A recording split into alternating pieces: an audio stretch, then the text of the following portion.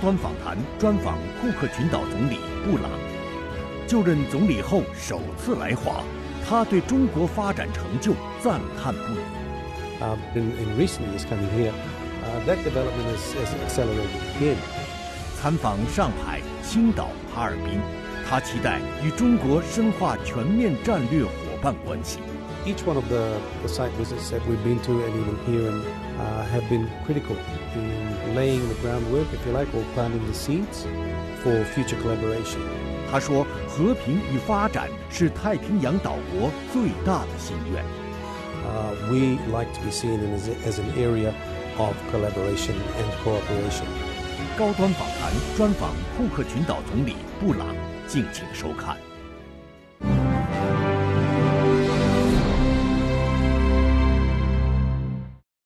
关注国际焦点，洞察世界风云。大家好，欢迎来到本期的高端访谈，我是邹韵。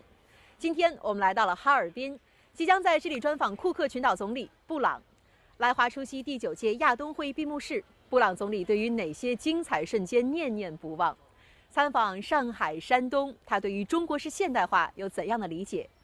见证签署多项双边合作文件，他期待两国全面战略伙伴关系如何进一步深入发展呢？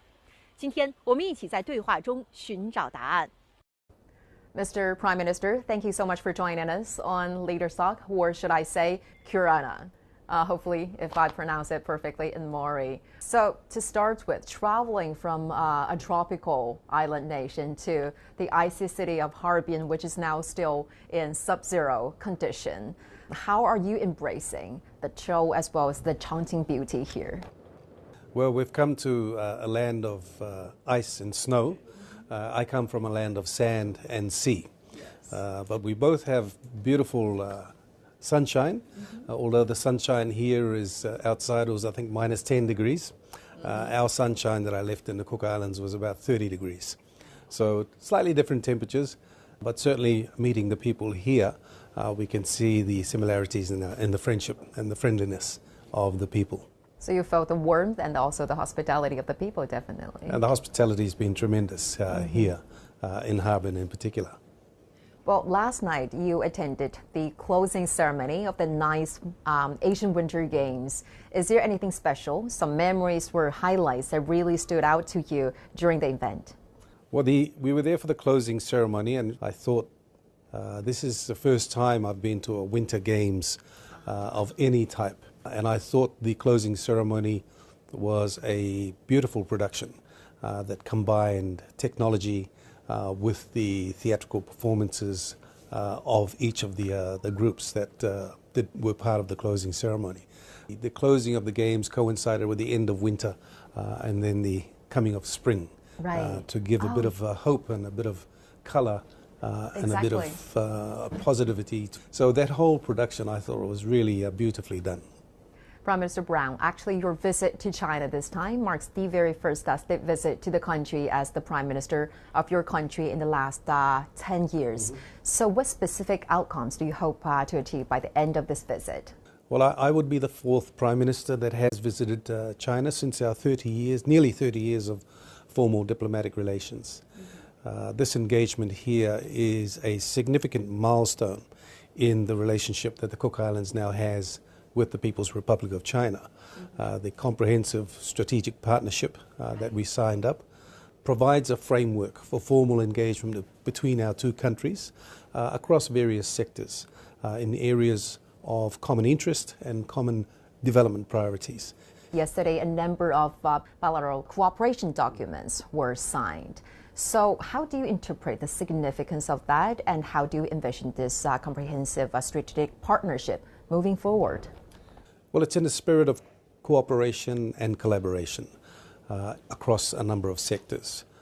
Firstly, in the area of scientific research, innovation, technology, China has proven to be a world leader today in many areas of scientific research and technology.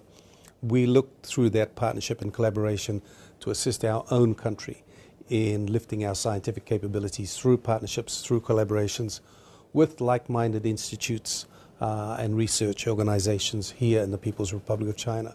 So that's very important for us as we move to a new an emerging sector in our country, in our economy, which is, of course, our seabed. So we're very excited about. Marine science and blue economy was especially highlighted during your trip in Qingdao. By the way, that was my hometown, so hopefully you had a great time there. So can you elaborate on how cooperation on that front will proceed? Well, we had very good discussions with the First Institute of Oceanography and also had the opportunity to visit one of the firms or the agencies involved in the aquaculture industry and its potential in how we could develop our aquaculture in the future. In the aquaculture sector, the science behind the industries there was very, very impressive. And really it is a significant amount of research and development that has taken place by China to get to the stage of where they've developed aquaculture industry to a level that is now a significant contributor to not just the Shandong province, but to the Chinese economy as a whole. It is through those linkages that we hope to be able to provide opportunities for our people.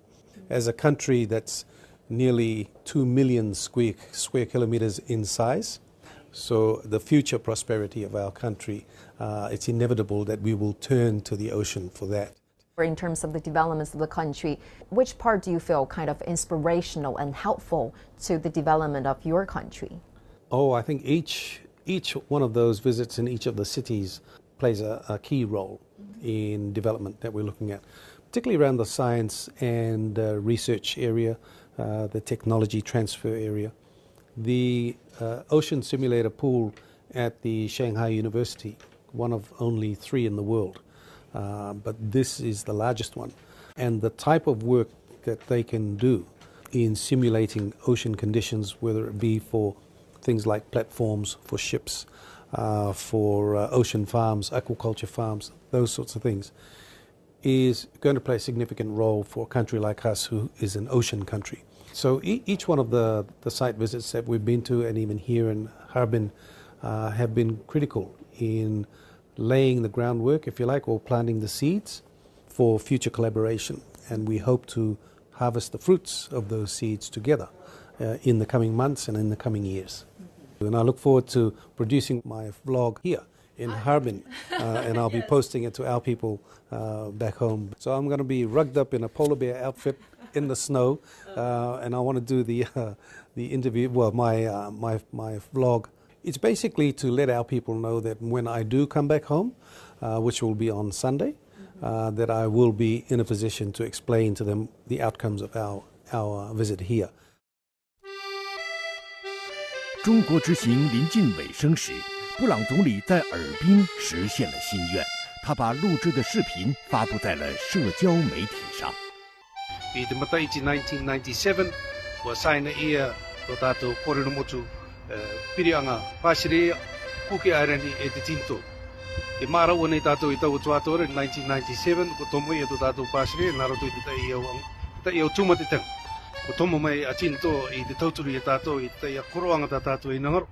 Tato I mato tato I mara manei I te utuato. 漫天的冰雪映衬出布朗总理的访华热情。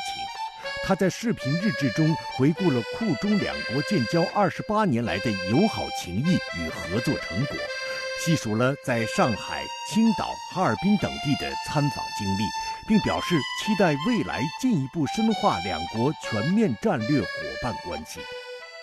Mr. Prime Minister, you first visited China over 2 decades ago, and then in 2019, and then this time again.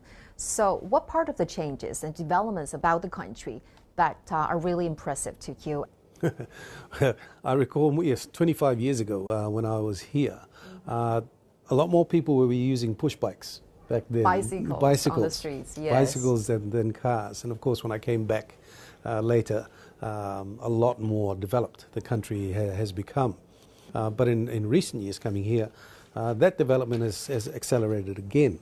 And we see now a huge advent of electric vehicles, the new train systems that are being used at high-speed rail. The transportation networks are very, very modern. The advent of things like artificial intelligence, the technology that is now available and being developed here in China. It is a remarkable growth in the approaches and the use of technology today. Prime Minister Brown, respect is the cornerstone of China's policy towards its relations with the Pacific Island countries, and Chinese President Xi Jinping has emphasized that China fully respects the sovereignty and dependence of these nations, their development aspiration, cultural tradition, as well as the efforts to seek strength through unity. So how do you understand the significance of this policy? As a small country, we've always valued the respect that the People's Republic of China has afforded to the Cook Islands since our signing of our formal diplomatic relations.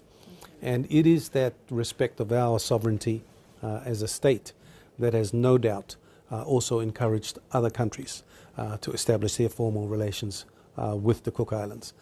So that respect, as you called it, that is afforded to other countries is certainly one that we are very appreciative of, and certainly one that we return in same regard. Respect between countries, regardless of how large or how small they are, is a fundamental cornerstone of good relationships, building good relationships between our countries.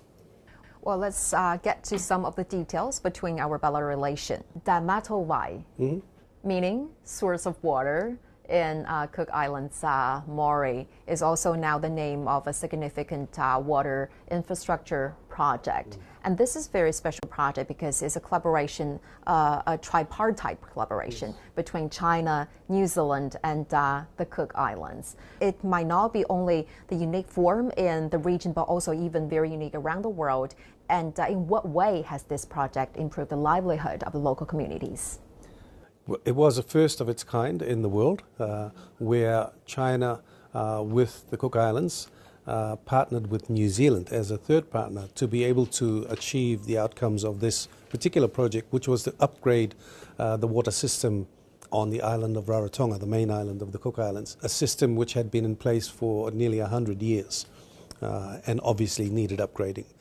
By collaborating as three nations in this particular project, we were able to share and spread the cost of the development amongst the three countries. But it was an important project for us simply because the old water system, when it was periods of heavy rain, you would have muddy water coming through the taps. When we had periods of long dry seasons, there would be nothing coming through the taps. That project, I would say, has provided a huge increase in the quality of water that is now provided around the island. So when it does rain now, the water is still maintained clean because of the intake system we have with filtration, the cleaning of water, the removal of debris from the water that comes through our taps. This was the largest infrastructure project that we had entered into since the construction of our international airport. So it's a significant project. It provides one of the basic necessities, not just for life, but also for economic development, and that is good, clean water supply. So it is a project that, in our minds, was very successful. There's a win-win-win. Win-win-win, yeah, that's right. And why are you so aware of the so specific details about this project?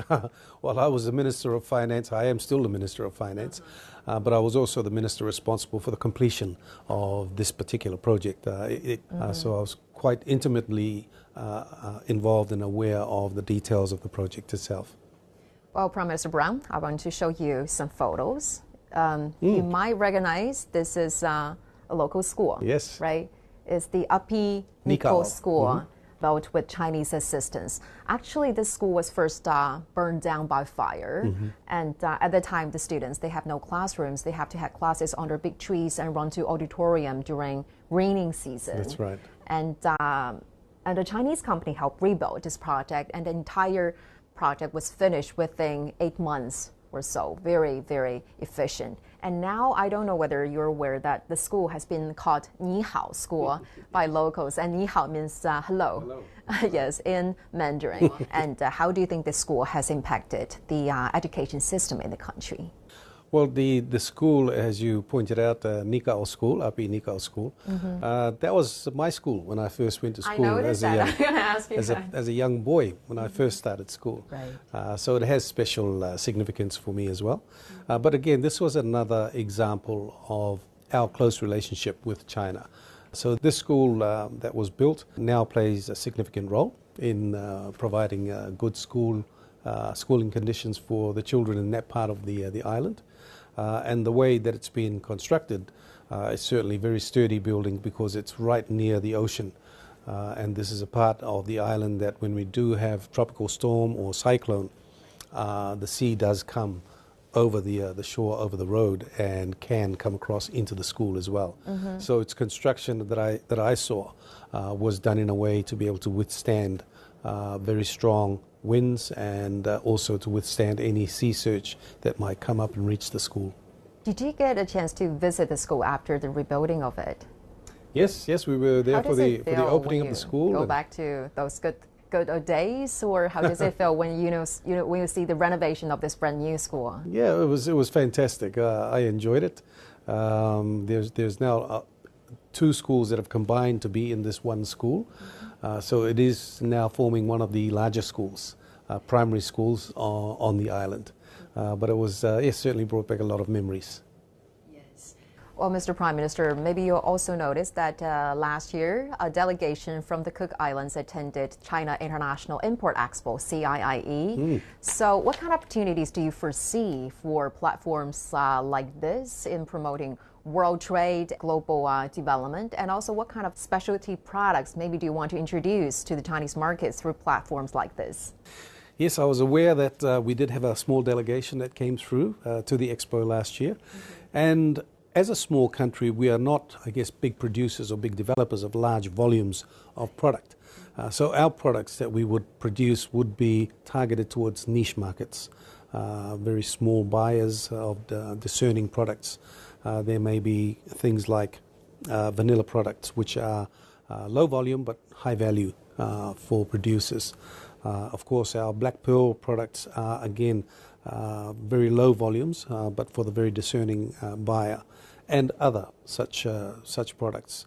So these are the opportunities, I guess, that we would look at for our people, our young entrepreneurs, to be able to be part of this Chinese market. As a leader of an island nation, you're also paying close attention to climate change, and you referred it as the biggest threat of the security and livelihood of your country. So what do you think is key, Mr. Prime Minister, in improving the resilience and mitigating the challenges or mitigating the impacts of those climate-related challenges? We have made numerous statements as a Pacific Islands Forum that climate change is our single biggest threat to our existence. For many of our islands, they are just low-lying atolls, only a few meters above sea level. So the reality of increased storm surges that wash across our islands, the threat of coastal erosion and sea level rise, these are not just threats, these are everyday occurrences that many of our countries face. What's important for us is, if this is going to happen, how do we build resilience against the impacts of climate change? How do we strengthen things like foreshore development to make sure that our lands are not washed away?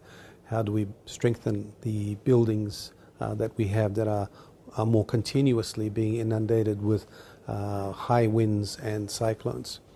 These are the challenges that we face, and there is no doubt that the cost of resilience is disproportionately high for small island countries because of the scale of economies. So reliance on climate finance is a critical component of our own development priorities moving forward. And we continue to advocate for those countries to be able to provide climate financing. What is your vision on enhancing collaboration with China on that front? We're looking to collaborate with China in terms of the conversion to renewable energy in our country. Already with our discussions and meetings that we've had with certain key institutions, China has demonstrated that its advanced technology in battery technology, in renewable energy technology, will play a significant role in helping countries like us transition to renewable energy. Some of our viewers might not be very familiar with the Cook Islands, but it is actually depicted as a hidden paradise. And I found some very interesting facts about your country, such as no building is taller than coconut trees on the island, and some other facts among. So maybe taking this opportunity, what kind of thrilling adventures do you think our viewers could be interested, and if maybe they want to visit the island in the future as a potential tourist? Well, it's renowned, I guess, for its beauty as a tropical island. So it's nice and warm. There are beautiful beaches. It is great for snorkeling or even for diving over the reef. If you are familiar with scuba diving, it's great for fishing. It's great for adventure tours as well, for quad bikes, jet skis. All of the things that make a tropical holiday excursion a lot of fun. The food and beverage culture on the island is very well developed. And not only does it have the tropical beaches, but also it's a mountainous island. So within mere minutes, you can be up also in mountains in the lush tropical mountains of the island. If you were going to try a cross the island walk as another excursion.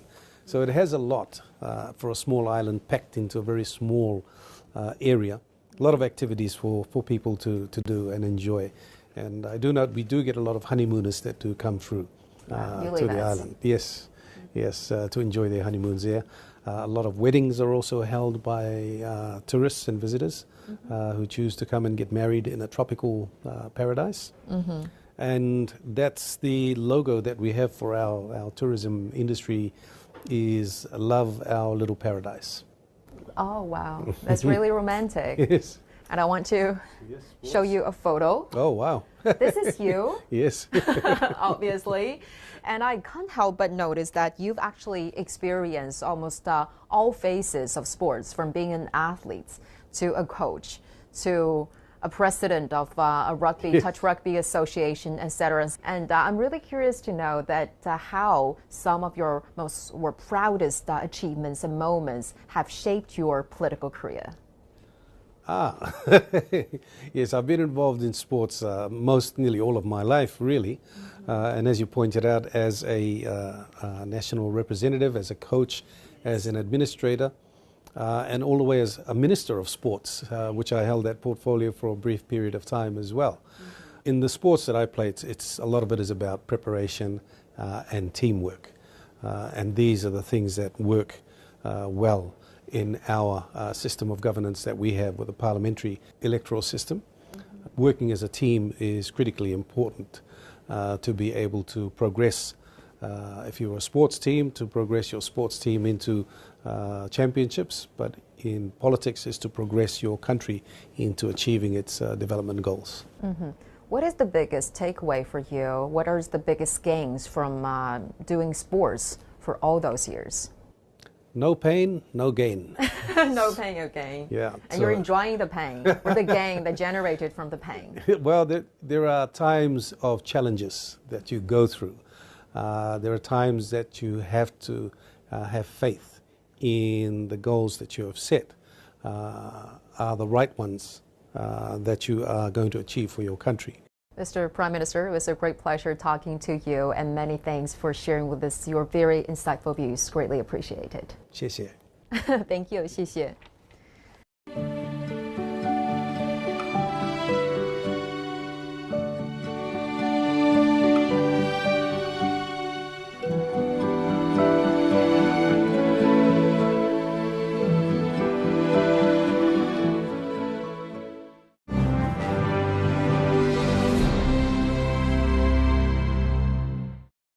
在刚刚结束的专访当中，布朗总理滔滔不绝地与我们分享了这几天他在上海、青岛、哈尔滨的经历，并赞叹中国式现代化取得的成就。他表示，两国长期以来相互尊重、平等相待，感谢中国对库克群岛发展的支持和帮助，期待未来与中国深化多领域互利合作。感谢您收看本期的高端访谈，我是邹韵，我们下期再会。